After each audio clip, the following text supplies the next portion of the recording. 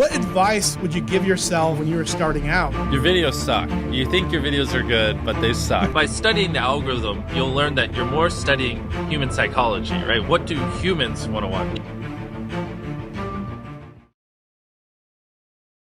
The sooner you learn how to make good, great videos that people actually want to watch, the sooner you'll get views. I think is the biggest takeaway. Because like when I was 14, I thought my videos were the best in the world. They weren't. They're terrible. Many people are making way better videos than me, but I didn't think that. And I think, you know, to be successful, you kind of have to have a little bit of that ego where you're like, you know, my content's great. You got to believe in it. But also like, if you have sub 1,000 subscribers, like there's a good probability your videos just suck. They just do. And you need to make hundreds of videos or 100 videos. I don't know. Depends on the difficulty of your videos. Improve something every time and just like get to the point where they don't. When you make good content, you'll blow up. It's not the algorithm. It's not anything. It's just like me and most people who are in my position, you just make terrible videos. And that's okay, because you got to make a bunch of videos and improve over time to be great. Like you don't just pick up a baseball and become an MLB level athlete within a year. You know, it takes many, many, many years, and YouTube's kind of the same way.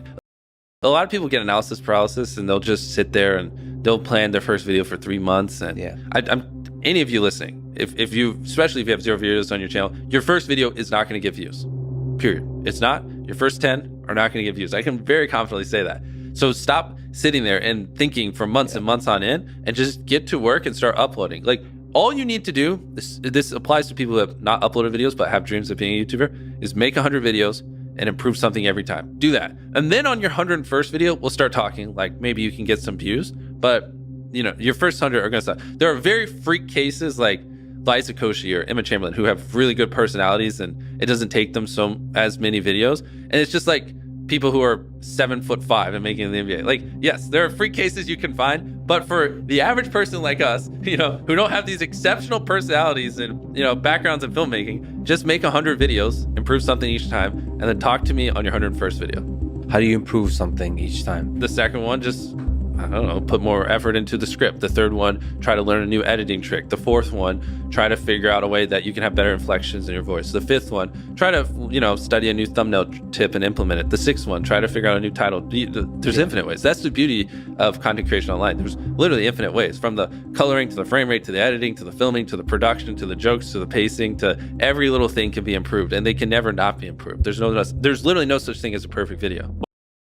What YouTube wants is they want people to click on a video and they want to watch it. Like at its core, that's what it is. Now you can like draw little lines and go as deep as you want into how to get people to click and how to get people to watch. I mean, essentially by studying the algorithm, you'll learn that you're more studying human psychology, right? What do humans want to watch? Anytime you say the word algorithm, just replace it with audience, and it works perfectly. Like the algorithm didn't like that video. No, the audience didn't like that video. Literally, that's it. If people are clicking and watching, then it gets promoted more. And that's literally all the algorithm does, is reflect what the people want to a T. And if you deny that, you just make terrible videos and are trying to find a scapegoat. What makes for a good title? Short? Not just short. It's also, if someone reads it, are they like, do they have to watch it? Is it just so intrinsically interesting that it's just gonna with them if they don't click on it? You know what I mean? Ideally, it's a title also that, you know, because the titles don't live in a vacuum, right? So it has to lead into the content. So ideally the title represents content that you would want to watch for 20 minutes. So if it's a 20-minute video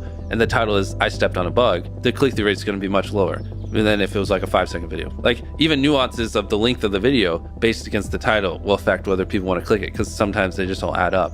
I mean, it's that, yes, ideally you want it below 50 characters, because above 50 characters on certain devices, you run the chance of it going ... So like, I took a light pole and I saw how many dollar bills I could stack on top, and they would just go ... because it's too long and it can't finish it. And that's the worst thing, because then people don't even know what they're clicking on. And so it's going to do even worse. Short, simple, ideally, and just so freaking interesting they have to click.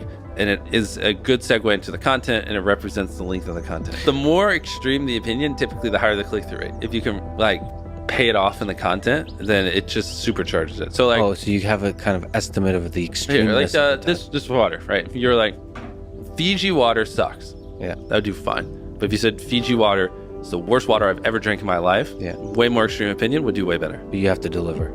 Yeah, but then you have to deliver, because the more extreme you are, the more extreme you have to be in the video. I heard you guys talking about autoplay on YouTube, and I've never considered it. I've always thought about the thumbnail But now on YouTube, videos automatically play. Of course. So before you film a video, what is the thumbnail? What is the video? And then what's the first 5 seconds? And then what's the first 30 seconds? You know, by the first 5 seconds is like goes with the thumbnail. Because it's possible that people open YouTube and they don't see it. They don't Especially even see the for thumbnail. us, because like for so many people I've watched hundreds of our videos, when I upload, I am first on your homepage. So like you just literally don't even see the thumbnail. Because it autoplays so quickly. So like the thumbnail is irrelevant. I have to like visually convince you to click on the video. Wow, that's so interesting. Yeah, that's why we go so hardcore. Dude, that's so crazy. So do you consider also captions in those first 5 seconds? Because people aren't watching with audio. Everything. Everything. Yes, 100%. Wow. So those first 5 seconds, that hook is now even more important than it ever used to be. Oh, 100%. Yeah, before it was important because you had to convince people to watch. Yeah. Now you have to convince people to click and watch at the same time. Whoa. With the first 5 seconds. That's driving CTR now too. Yeah, It is, interesting. 100%. Wow. I roast that a lot of people who like have boring first 5 seconds. It's brutal. Your title and thumbnail set expectations. And at the very beginning of the video, to minimize drop off, you want to assure them that those expectations are being met. If you click on a video where, you know, of his, where it's like, Tether is a scam, and then at the very beginning, he starts talking about literally anything else, then you are like, oh, this is bull. This isn't what I clicked on. But if at the very start of the video, you go, Tether is a scam, and I'm going to teach you why, then it's like, okay, you match the expectations. So at the very beginning, match the expectations, and then you want to exceed them. So you want to assure people that what they clicked on is what they're getting, and then blow their mind and be like, but you're also getting even more. That's how you lower drop off, which a lot of people, sometimes it takes them like 20 seconds to really meet the expectations. And so you lose, like, that's where you're going to lose everyone. Everyone's videos start like this, and then it levels off. So you want to reduce the amount of people that click off on the audience retention graph. I hope you're popping up graphs while I'm saying this, so it's easier for people to visualize. We really should drill this home, because like the number one thing is like retaining as many people as possible at the start. Because like envision a chart where you lose 35% of your viewers in the first 30 seconds, and then envision one where you only lose 20%. That's 15% more people that are watching, you know, throughout the video than not. And it's not like you made the whole video like a bunch better. You just had a more strategic intro that hooked them. I'm struggling to put this into words and like to really impose how important that is, but like that 15% difference in viewership really does make the difference between hypothetically like 2 million views on a video and like 10 in my head.